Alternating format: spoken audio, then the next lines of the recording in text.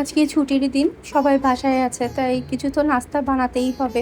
সেই জন্য ভাবলাম আজকে একটু চটপটি রান্না করি। চটপটি যেহেতু রান্না করব, সেই জন্য দুপুরবেলা রান্নার ফাঁকে চটপটির ডালটা কিন্তু ভিজিয়ে রেখেছিলাম নর্মাল পানি দিয়ে। কোনো খাবার সোডা বা বেকিং সোডা কোনো কিছুই দেইনি।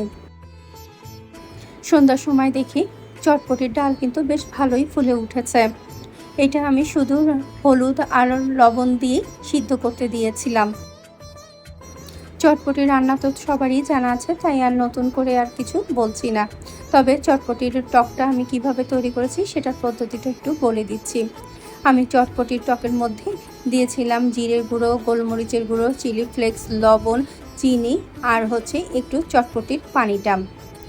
এই চটপটির পানি দিলে টকটা কিন্তু অনেক মজার হয়। তোমরা চাইলে কিন্তু এটা একটু ফুটিয়ে আরও বেশি মজার করতে পারো। এখনকার চটপটির ডালটা কেমন যেন নরম থাকে। আগে ছোটোবেলায় দেখতাম আমার মা যখন চটপটি রান্না করতো, তখন চটপটির ডাল কিন্তু মোটেই সিদ্ধ হতে চাইতো না। আমার মাকে দেখতাম চটপটির ডাল ভিজাতো সেই সকালবেলা আর রান্না করতো সন্ধ্যার সময়।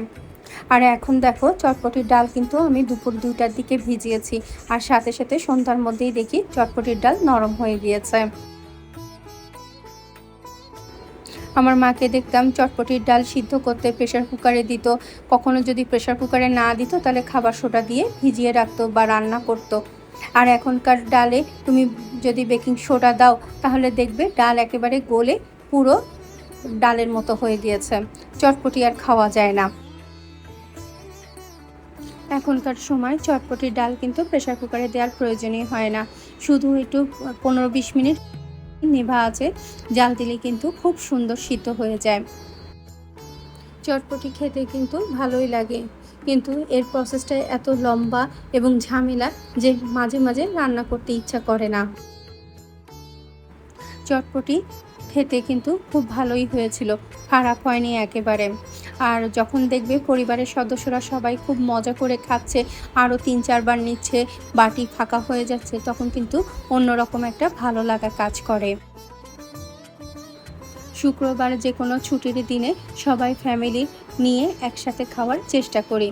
কারণ অন্যান্য সময় তো দেখা যায় এক একজনে এক একটা কাজে ব্যস্ত থাকে। আমার হাজব্যান্ড অফিস নিয়ে ব্যস্ত থাকে, বাচ্চারাই স্কুল পড়াশোনা নিয়ে ব্যস্ত থাকে, একসাথে খাওয়াই হয় না। দেখো দেখতে দেখতে কিন্তু ছুটির দিনটা শেষ হয়ে গেল। আমার কাছে মনে হয় কি, ছুটির দিনটা চোখের পলকেই শেষ হয়ে যায়। আজকে এতটুকুই।